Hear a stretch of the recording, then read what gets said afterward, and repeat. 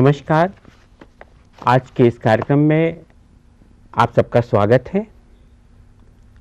ये बड़े हर्ष का विषय है कि आज हमारे इस कार्यक्रम में कश्मीरी भाषा साहित्य के प्रसिद्ध विद्वान प्रोफेसर चमनलाल सप्रू जी एक विशेषज्ञ के रूप में उपस्थित हैं। जैसा कि आपको विदित है, इंदिरा गांधी राष्ट्रीय मुक्त विश्वविद्यालय द्वारा 2 पाठ्यक्रम भारतीय साहित्य से संबंधित है और ये 2 पाठ्यक्रम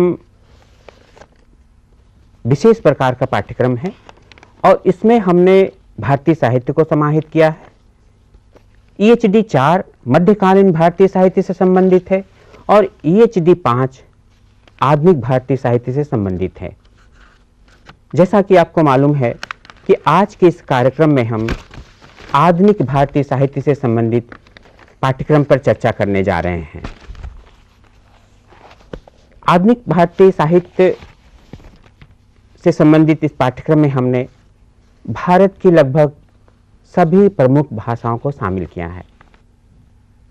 एक राष्ट्रीय विश्वविद्यालय होने के नाते राष्ट्रीय दायित्व को लेकर हमने इस पाठ्यक्रम का निर्माण किया है और इस पाठ्यक्रम में हमारा मुख्य उद्देश्य राष्ट्रीय आंदोलन और सामाजिक आंदोलन को समाहित किया है। एक समय था 19वीं शती में जब चाहे वो बांग्ला हो या तमिल, चाहे वो कश्मीरी हो या उड़िया, इस प्रकार लगभग सभी भारतीय साहित्य में राष्ट्रीय जागरण और नव जागरण से संबंधित साहित्य की रचना हुई। आज के इस कार्यक्रम में हम कश्मीरी भाषा से संबंधित साहित्य पर चर्चा करने जा रहे हैं।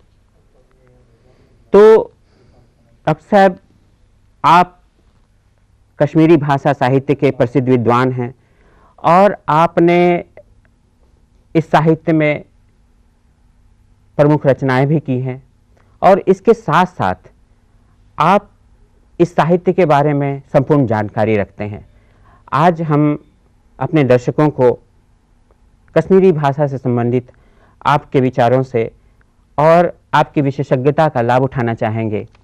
तो सबसे पहले मैं ये जानना चाहूँगा कि कश्मीरी भाषा साहित्य का पूर्व रूप कैसा था? कि डॉक्टर शत्रुघ्न, कश्मीरी भाषा के उद्भव और विकास से पहले ये जानना जरूरी है कि कश्मीर में उससे पहले कौन सी भाषा प्रचलित थी और किस भाषा में वहाँ साहित्य रचना की जाती थी। जी, वास्तव में पूरे भारत का परिदृश्य एक जैसा ही है।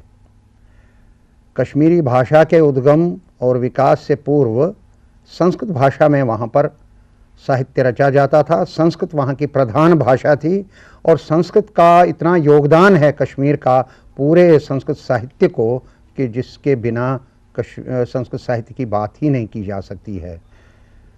उत्पल देव और ऐसे अन्य विद्वान, अभिनव गुप्त पादाचारी, जिन्होंने कश्मीर शैव दर्शन पर अद्भुत ग्रंथ रचे, फिर भरत मुनि के नाट्य शास्त्र पर जो उसकी टीका रची है अभिनव गुप्त जी ने, वो है अभिनव भारती। फिर इतिहासकार कल्हन, कौन भूल सकता है उनको। तो इसके साथ साथ लोक भाषा के रूप में कश्मीरी का विकास हुआ। सबसे पहले हमें 11वीं शताब्दी के आसपास छुम संप्रदाय के साधना सूत्रों की व्याख्या के रूप में कुछ पद मिलते हैं, छुटपुट। वो है प्रारंभिक स्थिति का दर्शन कराते हैं। उसके बाद क्षितिकंठ द्वारा जो उसे सर्वगोचर भाषा का नाम देते हैं, उसमें हमें महानय प्रकाश नाम का एक ग्रंथ मिलता है। आध्यात्मिक चिंतन प्रधान ग्रंथ है वो। और इस परंपरा का चरमोत्कर्ष हम देखते हैं योगेश्वरी ललदेद, जिन्हें लल्लेश्वरी कहते हैं और ललदेद के नाम से सर्वसाधारण उनको जानता है। उनकी जो कविता है उसको वाक के रूप में याद किया जाता है। संस्कृत में 60 वाक उनके सबसे पहले मिले हैं और उनको शारदा लिपि में, मैं शारदा लिपि के दर्शन भी कराना चाहूँगा। ये यहाँ वहाँ की मूल लिपि हुआ करती थी शारदा। और इसमें एक ग्रंथ मिलता है हमें राजानक भास्कर का, 18वीं शती में उन्होंने 60 उनके प्रतिनिधि उन वाकों का संकलन किया और उनका पद्यानुवाद संस्कृत में किया है।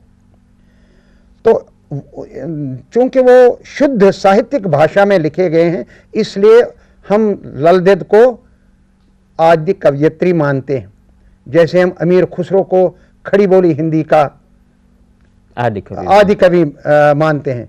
लेकिन उनसे पहले भी हिंदी में रचनाएं हुई, लेकिन उनका अपना विशिष्ट स्थान है। इसी तरह से ललदेद का है। और ललदेद के यदि आप उदाहरण जानना चाहेंगे तो थोड़े से मैं यहाँ पर देता हूँ। ललदेद तो घर घर की मतलब उनको याद किया जाता है। उनकी जीवनी से संबंधित ऐसा है कि उनके ससुराल में उनको बड़ी यातनाएं सहनी पड़ी, क्योंकि वो आध्यात्मिक प्रवृत्ति की थी। लेकिन अपने वही पड़ोस में एक सिद्ध शैवाचार्य सदमोल नाम से मिला उनको गुरु, जिनके पास बैठ कर के उन्होंने मंत्र दीक्षा भी ली और काव्य साधना भी की। बल्कि गुरु गुड़ ही रहा, चेला चीनी हो गया, वो तो उनसे भी आगे निकल पाई। अब सुनिए, आम्य पन सुदरस नावि छसलमान कौ बोझ दैम्योन मिति तार आम्यन टाक्यन पोंजन शमान जूछुम ब्रह्मान गरगत। आध्यात्मिक अर्थ इसका एक है और दूसरा भौतिक अर्थ भी है। आम्यपन सुदरस, कच्चे धागे से मैं खींच रही हूं इस समुद्र में, भवसागर में, अपनी इस शरीर रूपी नौका को। मतलब वो श्वास ही तो है धागा, कभी भी वो टूट सकते हैं। कब बोझ दाइम्योन में तिदी तार, वो प्रभु सुने ना, मुझे पार ले जाएं। आम्यन टाक्यन पोंजन शमान, मेरी वो कच्चे जो मिट्टी के पात्र होते हैं, प्लेट, उनको टोक कहते हैं कश्मीरी में। अगर कच्ची मिट्टी का बना हो, उसमें अगर पानी डाल दिया जाए तो धीरे धीरे वो गल जाएगा। तो इस तरह से मेरे जीवन की भी यही स्थिति होती है। जू छुम ब्रह्मान गरगसा, मेरा जी मचलता है कि मैं अपने घर जाऊं। कौन सा घर? वही प्रभु का घर। इसी तरह से एक और पद है उनका, आयस्वते गयस्नवते समन स्वथे लोसुम दो उछुम चंदस हार न थे अथनावतारस दिम क्या बो। मैं सीधे रास्ते से आई, कोई कुटिलता नहीं मुझ में थी, लेकिन वो रास्ता मैंने नहीं अपनाया, सांसारिकता में बंध गई। इसलिए क्या हुआ, समन स्वथे, बीच सेतु के मैं रुक गई। अब चाहा था कि मैं नौका में बैठ करके पार हो जाऊं, वो जो भवसागर पार कराने वाला प्रभु है, लेकिन मैं क्या दे दूं उसको, वो एक फीस के रूप में पार जाने के लिए क्या पैसे दे दूं, क्योंकि मेरे पास कुछ नहीं, मैंने कर्म ही नहीं ऐसे किए हैं कि जो मैं उनको दे सकूं और पार जा सकूं। इस प्रकार से हैं तो ये बड़े, कबीर के साथ इनकी तुलना की जा सकती है। मेरा एक लेख छपा है, कबीर और लल्लेश्वरी का तुलनात्मक अध्ययन, काफी समानता है। तो अक्सर मैं ये आपसे जानना चाहूँगा कि जिस प्रकार लगभग संपूर्ण भारतीय साहित्य में हम साहित्य को 3 भागों में बांटते हैं, आदि साहित्य, मध्यकालीन साहित्य और आधुनिक साहित्य, तो क्या कश्मीरी भाषा साहित्य में भी ऐसा है? ऐसा ही है।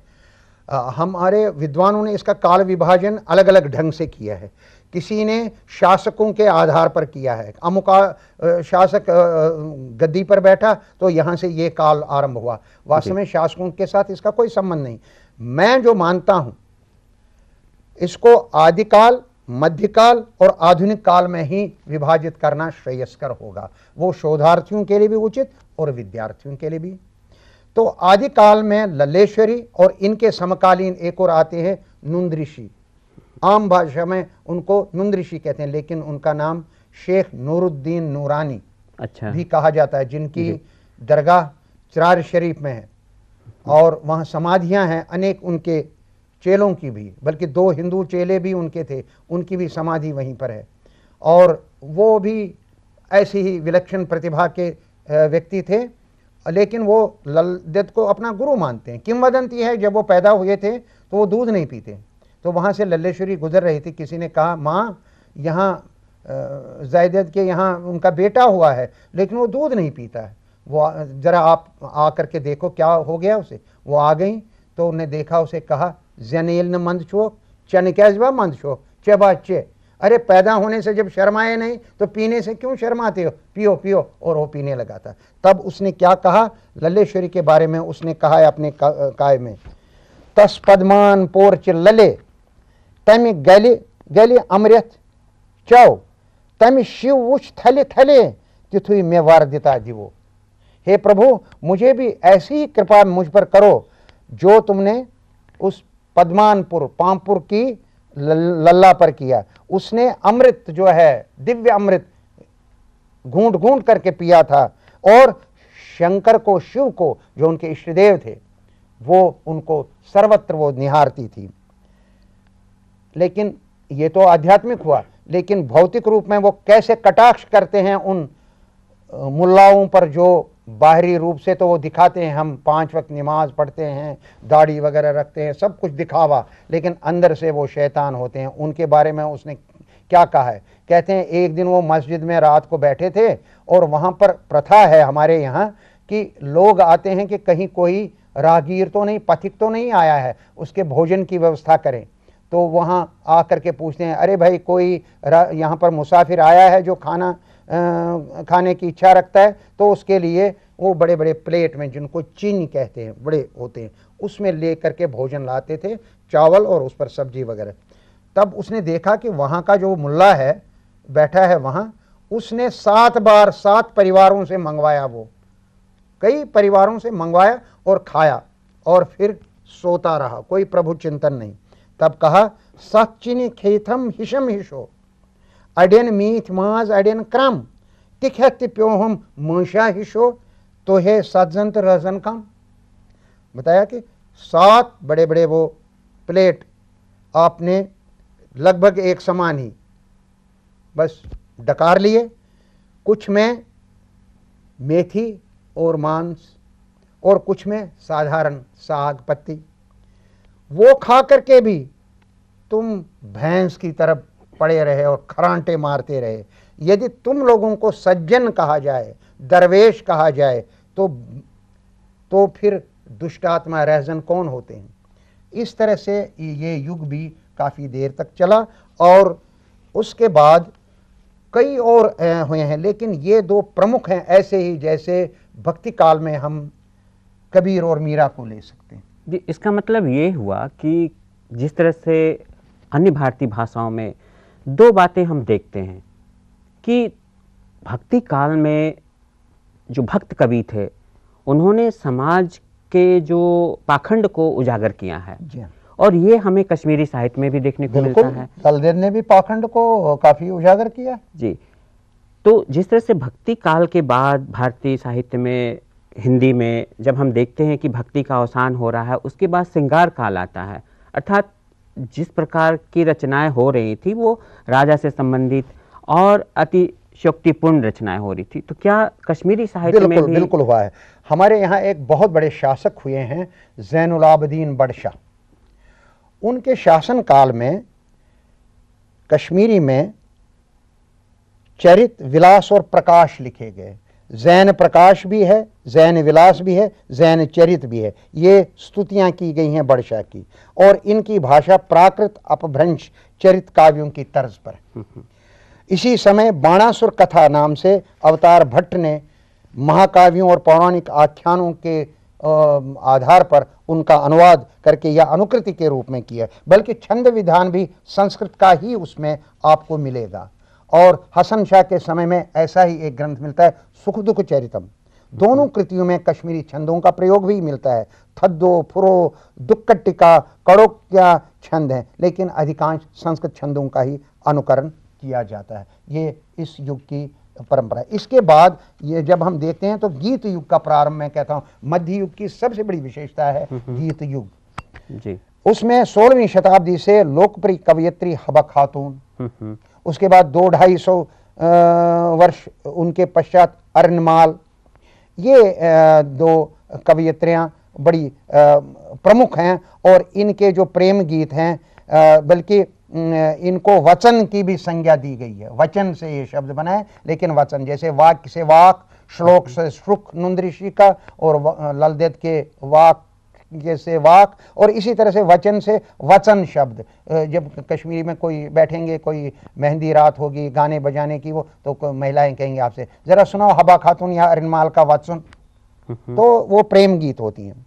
तो इस प्रकार से लेकिन वहां पर अब भाषा शैली का परिवर्तन होने लगा इसमें, आप देखेंगे, क्योंकि अब संस्कृत प्रधान काव्य नहीं हमको मिलेगा, बल्कि फारसी का भी प्रभाव होने लगा, और फारसी की शैलियों का भी प्रभाव, बल्कि फारसी का छंद जो बहर है वो भी मिलेगा।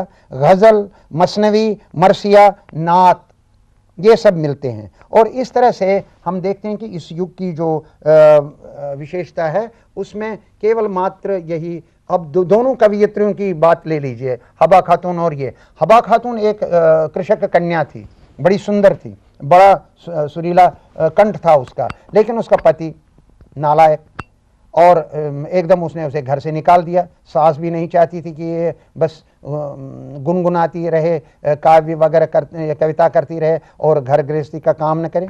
मायके आ गई। मायके में भी वो घर गृहस्थी का काम करती है। एक दिन खेत में जा रही है, खेत में कहीं अपना काम कर रही है, तो वहाँ पर गा रही है। वहाँ से तत्कालीन शासक यूसुफ शाह चक नाम से, वो शिया था, अंतिम शासक चक खानदान का, उसके बाद मुग़ल आ गए, बल्कि मुग़लों ने ही उसको कैद करके बिहार में रख दिया, वहीं मर गया और वहीं उसकी कब्र भी अभी भी सुरक्षित है।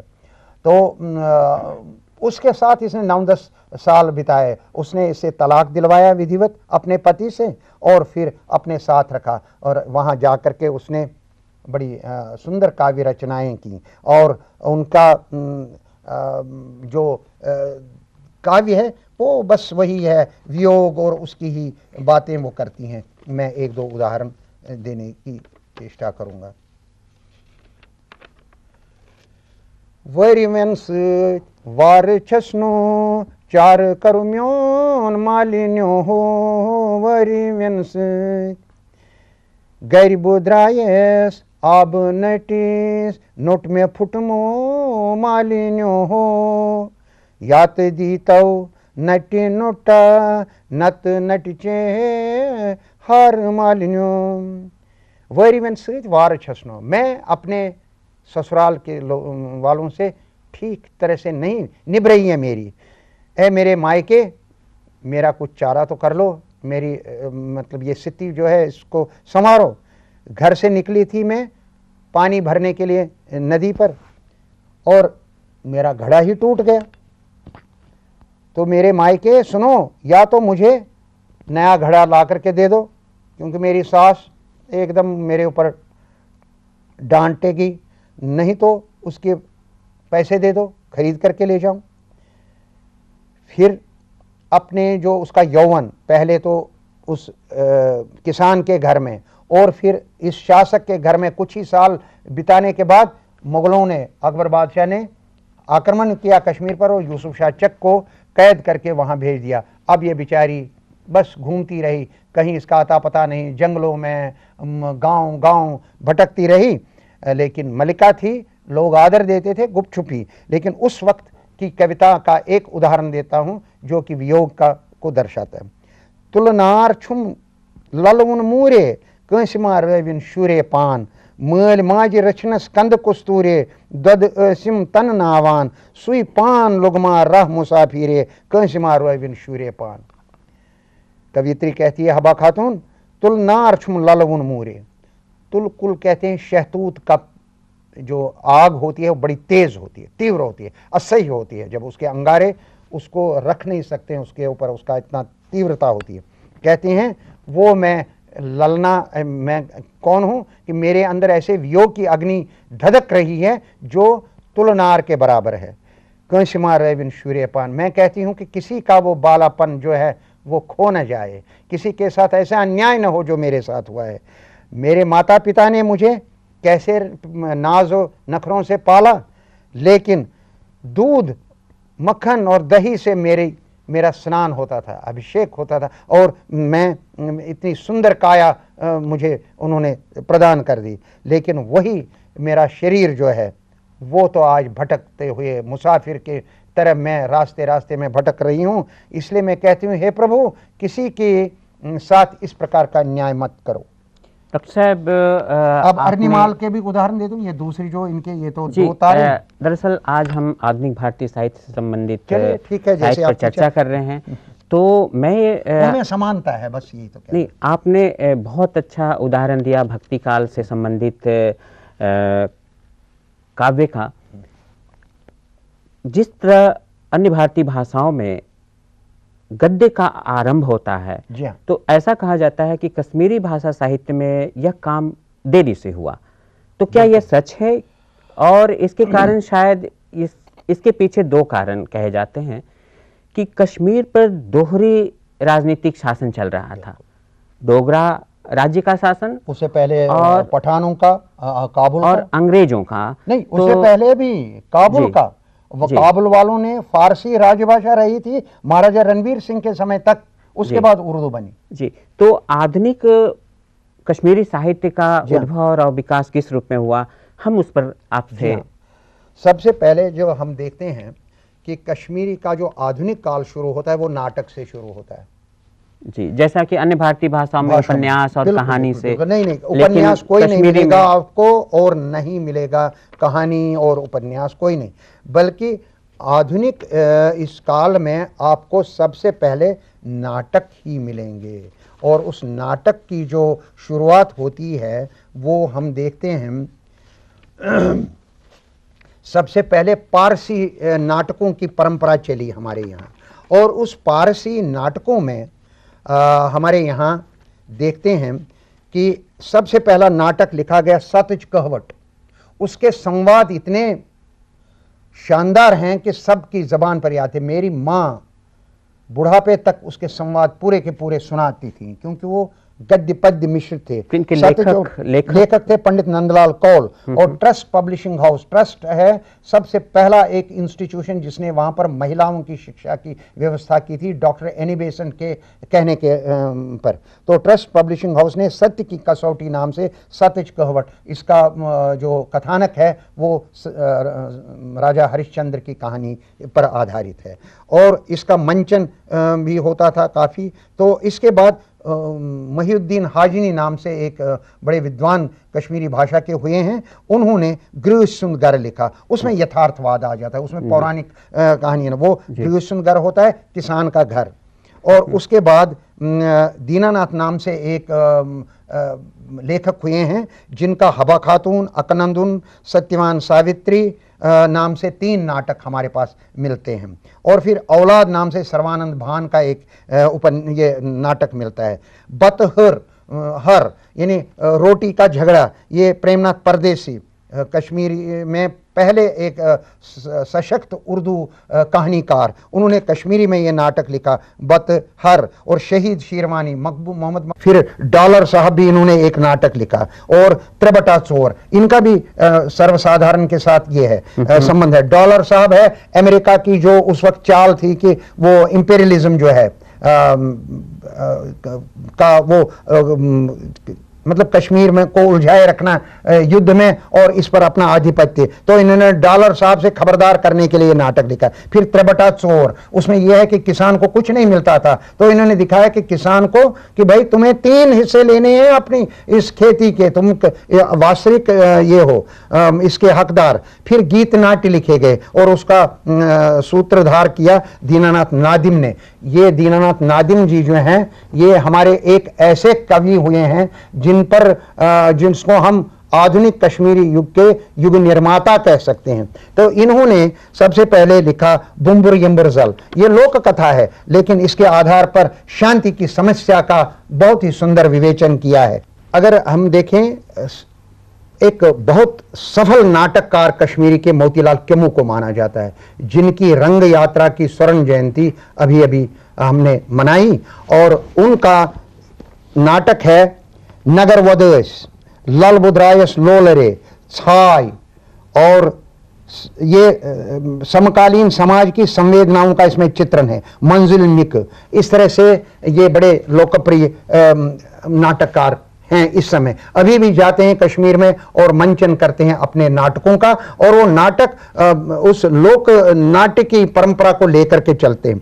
फिर पुष्कर भान नाम से एक और नाटककार हैं जिनके हास्य प्रधान प्रहसन मचामा कई साल तक उन्होंने तो अपना एक कीर्तिमान बनाया, वो रेडियो से प्रसारित हुए और उस पर उनको साहित्य अकादमी का पुरस्कार भी मिला है। इसका मतलब ये हुआ कि कश्मीरी भाषा में नाटक का अपना महत्वपूर्ण स्थान है, और जिस प्रकार बंगाल में यात्रा का स्थान है उस प्रकार ही कश्मीरी भाषा में नाटक को जन जागरण के लिए उपयोग में लाया गया।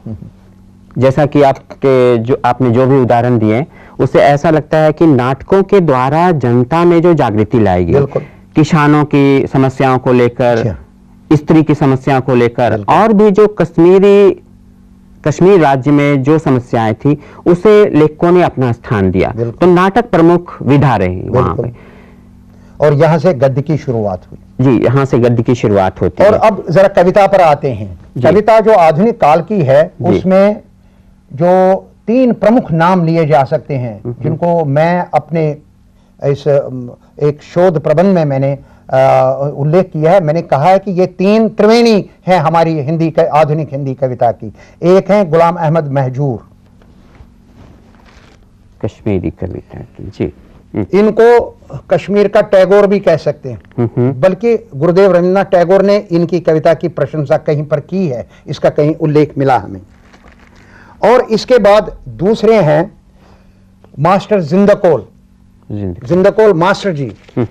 ये पहले कश्मीरी कवि हैं, कश्मीर के साहित्यकार, जिनको सर्वोच्च पुरस्कार साहित्य अकादमी का दिया गया 1956 में स्मरण नामक एक काव्य संग्रह पर। और तीसरे हैं अब्दुल अहद आजाद। वो बहुत कम आयु में मर गए, लेकिन बड़ा यानी उनको आधुनिक युग निर्माताओं में उनको बहुत ऊंचा स्थान दे सकते हैं। कहते हैं कि चोसु गाट जारुक नूर, अरे ओ मानव तुम प्रकाश के स्तंभ थे, करत इंसानियत बदनाम हयो बिहार इंसानों, तुमने इंसानियत को बदनाम कर दिया। मुझे लगता है शायद वो आज के युग के बारे में उन्होंने ये बात कही है, जब वो मतलब अंतिम समय में उन्होंने एक दिन कहा था, उनको बहुत कम ख्याति मिली अपने समय में, बाद में लोगों ने उनकी महानता को पहचाना, और इसका उल्लेख उन्होंने खुद किया है। कहा है आलम है याद करे आजाद आजाद, वक्त की वुश्त याद पावे मदनो। आलम, ये संसार याद करेगा आजाद को, अब्दुल अहद आजाद को। समय आएगा, क्योंकि आज जो समय हो रहा है, आज जो दिखाई दे रहा है, ललदेद ने अपनी कविता में उसकी भविष्यवाणी की, अब्दुल अहद आजाद ने अपनी उसमें भविष्यवाणी की, आज हम देख रहे हैं। तो इन 3 महाकवियों के ऊपर एक इस त्रिवेणी पर एक वटवृक्ष के रूप में जिसको देखते हैं, जो मानता है कि मेरे ऊपर प्रभाव है, वो है दीनानाथ नादिम। दीनानाथ नादिम के बारे में जो कविता है, मैं उसका अनुवाद जो है इन्होंने किया है, उनकी कविता का अनुवाद किया है हरिवंश राय बच्चन जी ने। मैं वो एक उसमें से थोड़े से उदाहरण देता हूं, कितना सुंदर अनुवाद किया है। भाषा अपनी भाव पराये नाम से उनकी एक काव्य ग्रंथ है, उसमें है। देखिए, नादिम की कविता का रसास्वादन कीजिए, लेकिन बच्चन जी के मुख से। ऐसा है संसार हमारा, ऐसा है संसार हमारा, इसमें खिलकर सुमन अमन का नित संदेशा लाते हैं, सिर पर शीतल छाया करके प्यार चिनार जताते हैं। अर्जुन सा जोधा रहता है इसकी पहरेदारी में, बुद्ध यहाँ करुणा के आंसू बोते क्यारी क्यारी में। गाते हैं महजूर यहाँ पर कश्मीर की घाटी से, राग रविंद्र उठाया करते बंग देश की माटी से। यहाँ शराफत और मोहब्बत की बहती रहती है धारा, देखो ऐसी रीत हमारी, ऐसा है संसार हमारा। इसी तरह से मास्टर जी की भी कविता का बच्चन जी ने अनुवाद किया है। तो वो उनको भी हम टैगोर ही मानते हैं इसका। और इनका काव्य जो है वो कहते हैं कि एक कविता में सारांश में बताना चाहता हूं, वो कहते हैं ये संसार अब रहने योग्य नहीं है, नहीं रह गया है ये संसार रहने योग्य, मुझे हे प्रभु ले चल इस संसार से पार। लोग कहते हैं कि ये जी एस्केपिज्म बताते हैं, वास्तव में एस्केपिज्म नहीं, ये इस संसार के इसमें जो विषमता है, गरीब गरीब है और अमीर अमीर होता जा रहा है, अन्याय होता है, सामाजिक जो विसंगतियां हैं उनका इन्होंने खूब अच्छी तरह से चित्रण किया है। ये मासजी में है, ये महजूर में तो बिल्कुल वो एक तरह से नए युग का सूत्रपात, उसका स्वागत वो करने की तैयारी कर रहे हैं। तो ये सारी चीजें इसमें देखने योग्य है। लेकिन दीनानाथ नादिम जी ने 2 गीति नाटिकी भी रचना की, तो उसके बारे में मुझे अपने दर्शकों को बताएंगे। एक उनका है नेकी तो बदी, वो वास्तव में 1952 में चीन गए थे एक सद्भावना मिशन के साथ। तो उस समय उन्होंने वहां पर कुछ ओपेरा देखे, तो उन्हें कहा कि कश्मीरी में भी ऐसे किए जा सकते हैं। तो नेकी और बदी में उन्होंने जो ऐसे पात्रों की संरचना की है जिसमें दुष्ट भी हैं और बड़े अच्छे, जैसे एक बुलबुल है, एक मोर है, कोयल है और शैतान लोग जो हैं उसमें एक वो भेड़िया भी है, उसमें ऐसे लोग हैं। तो जो संसार में अराजकता और अन्याय और एक तरह से हिंसा का प्रतिनिधित्व करते हैं, वो पात्र भी उसमें हैं और ये भी हैं, और गीतों में वो करते हैं। और इसको देख करके तत्कालीन जो रूसी एक प्रतिनिधि मंडल आया था यहां पर, उनको ये दिखाया गया, नेकी और बदी दिखाया गया था। और उसमें थे उस वक्त के प्रधानमंत्री वहां के क्रुश्चोव और बुल्गानिन। उन्होंने तो उसको देख करके जब उनको इंटरप्रेटर्स ने उसका अर्थ बताया, वो बड़े प्रभावित हुए और उनको फिर रूस के निमंत्रण पर भी बुलाया गया था और वहां पर उन्होंने स्वयं देखा कि वहां पर किस प्रकार से आधुनिक रूसी साहित्य का विकास हो रहा है। और नादिम तो प्रगतिवादी कवि ही हैं और उन्होंने उस मानवतावादी कवि कहूंगा, प्रगतिवादी, तो वो उनसे भी प्रभावित हुए। ऐसी ऐसी बातें उसमें, बुंबुर यम्बरजल में भी ऐसी बात है। बुंबुर होता है भौंरा और यम्बरजल है नरगिस, इसमें भी वही है। शोषण की बात किस तरह से फूलों के द्वारा, जानवरों के द्वारा दिखाने की चेष्टा की। सबसे बढ़िया उनका जो नाट्य वो है, गीत नाट्य, वो है वितस्ता। वितस्ता वो मानते हैं कि ये मेरे जीवन की, इस नादिम अभिनंदन ग्रंथ में मैंने इसका उनके साथ जो इंटरव्यू लिया था, तो उन्होंने कहा जीवन, मेरा जीवन जो है शाश्वत जीवन, वो वितस्ता की तरह बहता है, मैं उसी में विश्वास करता हूं, मैं मरण में विश्वास नहीं करता हूं। मोतस गणमातस मौत क्या कह रही, मौतुक्षर क्या कह रही। कवि के लिए, कवि अमर है, उसके लिए मृत्यु का कोई भय है ही नहीं, क्योंकि उसकी वाणी अमर है, ऐसा वो संदेश अपनी उसमें बताते हैं। बल्कि उनका जो ये काव्य ग्रंथ है, इसमें आप देखेंगे कि सबसे बड़ी विशेषता ये है, छंद इन्होंने नए दिए, भाव उन्होंने दे दिए। ये जो एक गीत उनके वहां पर प्रयोग में आया है, उसका मैं बताता हूं कैसे वो लिखते हैं। देखिए क्या छंद, नया छंद दे दिया कश्मीरी में। वुशुन वुशुन वजुल वजुल वजुल वुशुन चुखून में उन, मेरा रक्त जो है वो लाल है और गर्म है और उसमें क्या है, जनून है, अन्याय को परास्त करने के लिए। वुशुन वुशुन वजुल वजुल वजुल वुशुन चुखून में उन, जवान चुस तूफान हूँ जनून में उन। उनकी कविता पर को सुन करके अपने जब आए थे रामधारी सिंह दिनकर 2 बार आए श्रीनगर। एक बार आए थे 1956 में ऑफिशियल लैंग्वेज कमीशन के सदस्य के रूप में, तब उन्होंने लिखा, एक लेख लिखा। तो उस लेख में नादिम के बारे में क्या लिखते हैं। नादिम साहब बड़े ही प्रतिभाशाली कवि हैं। श्रीनगर में उनकी एक कविता मुझे उन्हीं के मुख से सुनने को मिली। मूल की भाषा तो मैं कुछ न समझ सका, किंतु नादिम साहब ने उसका जो अर्थ बताया उससे मैं अत्यंत प्रभावित हुआ। इसमें अभी कृत्रिमता का प्रवेश नहीं हुआ है, कश्मीरियों का जीवन भी अभी काव्यमय है, इसीलिए कश्मीरी भाषा में आज भी हृदय हिलाने वाली कविताएं की जा सकती हैं। डॉक्टर साहब, बीच में मैं एक बात जानना चाहूंगा। जैसा कि मैं देख रहा हूं कि बहुत सी रचनाएं फारसी लिपि में है, तो क्या कश्मीरी भाषा साहित्य की लिपि कौन सी रही और आज वर्तमान समय में किस लिपि में वो लिखी जाती है? वास्तव में कश्मीरी भाषा के साथ ये बहुत बड़ी विडंबना हुई कि कश्मीरी की अपनी लिपि है, शारदा लिपि। सुनीति कुमार चैटर्जी जो बहुत बड़े भाषाविद थे, उन्होंने मुझे एक बार एक व्यक्तिगत इंटरव्यू में बताया कि भाई तुम भाग्यशाली हो, तुम उस देश के वासी हो जहां की लिपि को हमने अपनाया, बंगालियों ने। बंगला लिपि का मूल शारदा लिपि है और तिब्बतियों ने अपनाया। तिब्बत का भी तिब्बती लिपि जो है उसका भी मूल शारदा है, और पंजाबी का तो है ही। गुरुमुखी लिपि तो शारदा लिपि से ही निकली, लेकिन शारदा लिपि अब 100 से अधिक जानने वाले शायद ही कश्मीर में मिले। उसका कारण था राजकीय और राजनीतिक कारण।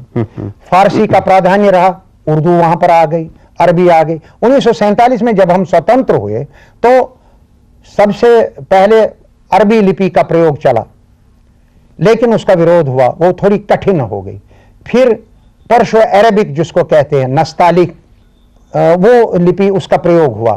आजकल कुछ कारणों से ये जो है इस उर्दू पर्शियन लिपि का भी प्रयोग होता है, और बहुत सारे लोग इसका नागरी लिपि में, ये चेटिनाव नाम से एक एसेज का एक संग्रह आया है पुष्करनाथ दर का, बहुत ही सुंदर। अब इनकी का देहांत हो गया, लेकिन मैं समझता हूं कश्मीरी भाषा की एक अद्भुत एक ये है गद्यमय रचना है चेटिनाव। इसमें विस्थापन से जुड़े हुए समस्याओं को लेकर के बहुत अच्छे छोटे छोटे निबंध लिखे गए। क्योंकि विस्थापन के बाद यहां पर आए हुए बाहर, कश्मीर से बाहर आए लोग अब उर्दू लिपि के जानकार नहीं रहे, इसलिए दोनों लिपियों का प्रयोग होता है। बल्कि एक पत्रिका जो सबसे बड़ी हजारों की तादाद में छपती है, कौशुर समाचार नाम से, इसका कश्मीरी खंड भी नागरी लिपि में ही छपता है और लोग सीखते हैं। दोनों लिपियों में इसका व्यवहार होता है। कुछ लोगों ने रोमन का भी प्रयोग किया था,